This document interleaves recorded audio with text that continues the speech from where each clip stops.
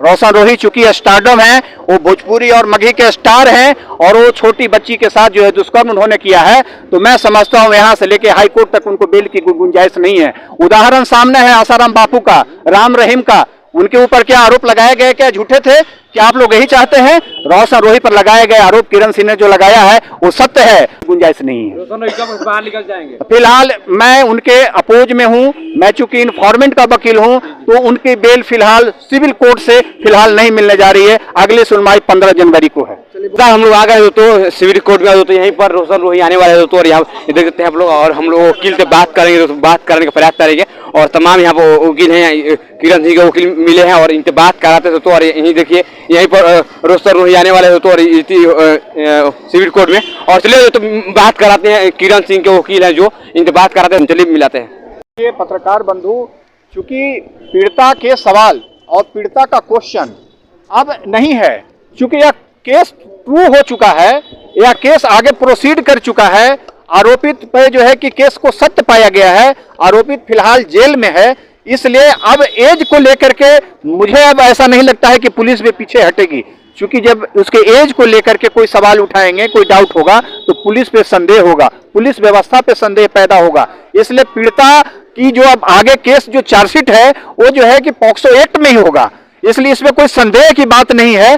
वह एज का निर्धारण पुलिस के द्वारा जो इकट्ठे किए गए जो एविडेंस है उसके आधार पर जो है कि न्यायालय में पेश किया जाएगा 15 तारीख से पहले, और मेरिट पे उस दिन बहस होगी और पॉक्सो एक्ट के अंतर्गत जो धाराएं हैं उसी मेरिट पे जो है कि बहस होगी और रोशन रोही के बिल को रिजेक्ट किया जाएगा। लेकिन रोशन रोही के वकील जी का कहना था कि किरण सिंह का एज जो है 18 प्लस है, पॉक्सो का कोई मामला ही नहीं है। देखिए अब उनके वकील तो अपने क्लाइंट के फेवर की बात करेंगे ही, चूंकि बात हमसे कर रहे हैं, चूंकि I am behalf of informant, तो इन्फॉर्मेंट की जो एलिगेशन है, जो एफआईआर में फैक्ट है, जो उसके साथ जो घटनाएं हुई है और जो मेडिकल रिपोर्ट है, जो एज का प्रूफ है, वो सारे हमारे रिकॉर्ड में उपलब्ध हैं। तो मैं इसी फैक्ट और एविडेंस के आधार पर तो कोर्ट में बहस कर रहा हूं। आज फिलहाल क्यों जेल में है? यदि इनका एज 18 से ऊपर रहता, इनके साथ कोई किसी प्रकार का असल्ट नहीं होता, इनके साथ कोई यदि कोई जोर जबरदस्ती नहीं होता, तो फिलहाल वो बाहर रहते, वो अभी अंदर की चक्की नहीं पीसते।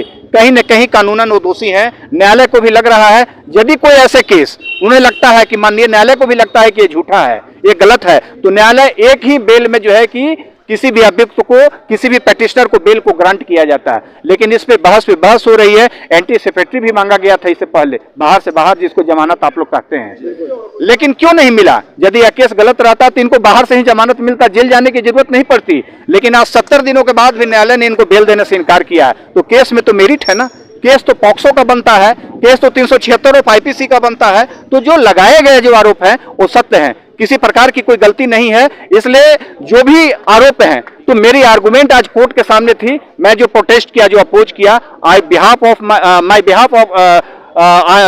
माई client Kiran Singh, she was present in honourable court and the honourable court has considered my matter and to extend the date for heard this matter on 15 January.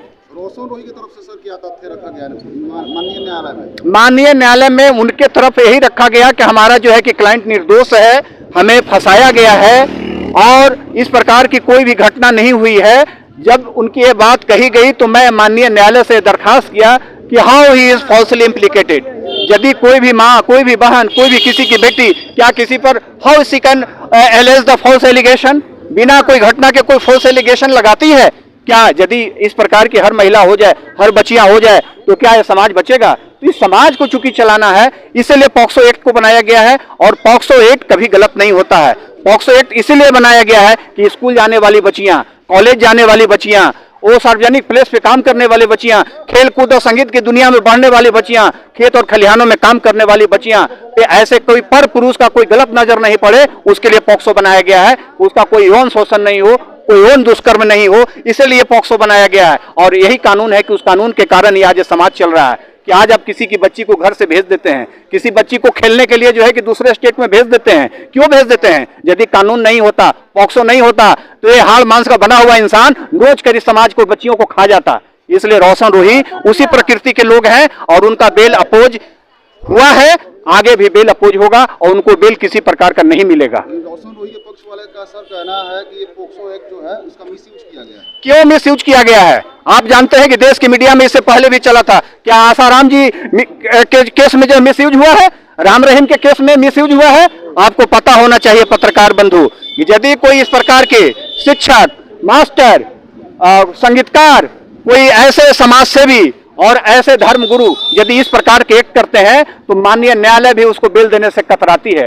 Roshan रोही चूंकि स्टारडम है, वो भोजपुरी और मगही के स्टार हैं और वो छोटी बच्ची के साथ जो है दुष्कर्म उन्होंने किया है, तो मैं समझता हूं यहां से लेके हाई कोर्ट तक उनको बेल की गुंजाइश नहीं है। उदाहरण सामने है आसाराम बापू का, राम रहीम का। उनके ऊपर क्या आरोप लगाए गए, क्या झूठे थे? क्या आप लोग यही चाहते हैं? रोशन रोही पर लगाए गए आरोप किरण सिंह ने जो लगाया है वो सत्य है। और जो बेल जो कंसिडर किया जाता है ह्यूमैनिटेरियन ग्राउंड पर, लॉ में कहीं कोई प्रोविजन नहीं है। बेल एक भीख है, इसलिए इन्हें भीख भी नहीं मिलेगा, बेल की कहीं कोई गुंजाइश नहीं है। इसलिए जो इससे पहले जो न्यायालय की जो पद्धति रही है काम करने का, सार्वजनिक प्लेस पे काम करने वाले व्यक्ति यदि किसी कलाकार के रूप में, शिक्षक के रूप में, धर्म गुरु के रूप में यदि किसी को समाज को ठगने का, दुष्कर्म करने का काम किया है तो न्यायालय उसे किसी भी रूप में बख्शती नहीं है। उदाहरण सामने आसाराम बापू और राम रहीम का है। वही हाल इनका रोशन रोही का भी होगा। रोशन रोही को फिलहाल कोई बिल नहीं मिलने जा रहा है एंड हम इस केस में प्रोटेस्ट कर रहे हैं, अपोज कर रहे हैं। हमारी क्लाइंट मेरे साथ जो है वो अपोज कर रही है कोर्ट में with full family, with full dignity.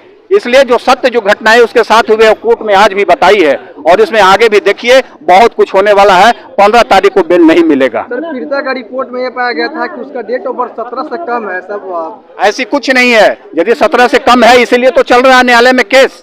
यदि 17 से कम नहीं रहता तो वह उस स्पेशल कोर्ट में जो है कि वो केस नहीं चलता, वह वहां से ट्रांसफर हो जाता, एडीजे 1 कन चला जाता। जनरल जो आईपीसी के सेक्शन की जहां धाराएं की जो एडीजे हैं उस न्यायालय में वहां केस चलता। आज यह पॉक्सो स्पेशल केस में चल रहा है इसलिए कि एज है तब।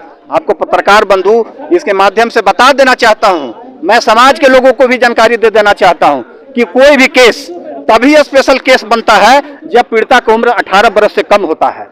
और यह जानकारी के लिए हर लोगों को जानने की आज जरूरत है। और जो लोग नासमझी में गलती कर बैठते हैं उनको सीखने की जरूरत है कि समाज कैसे बचेगा। तो मैं तो कहता हूं आपके न्यूज चैनल के माध्यम से यदि दर्शक इसको देखते हैं, समझते हैं, उनके शुभचिंतक देखते हैं तो कानून को समझने की कोशिश कीजिए, कानून को पालन करने के लिए सीखिए। यदि आप इसी प्रकार का क्राइम कीजिएगा, 18 वर्ष से कम पॉक्सो छोटी बच्चियों और बच्चे को आप यौन शोषण कीजिएगा तो जेल की चक्की आपको पीसना पड़ेगा। उदाहरण बापूराम जो है कि सामने धर्म गुरु लोग हैं, आप देख लीजिए राम रहीम साहब का। इसलिए किसी भी प्रकार का कोई इनको बेल की कोई गुंजाइश नहीं है। बाहर निकल जाएंगे। फिलहाल मैं उनके अपोज में हूं, मैं चूंकि इन्फॉर्मेंट का वकील हूं तो उनकी बेल फिलहाल सिविल कोर्ट से फिलहाल नहीं मिलने जा रही है। अगली सुनवाई 15 जनवरी को है। चलिए, बहुत बहुत धन्यवाद। चलिए।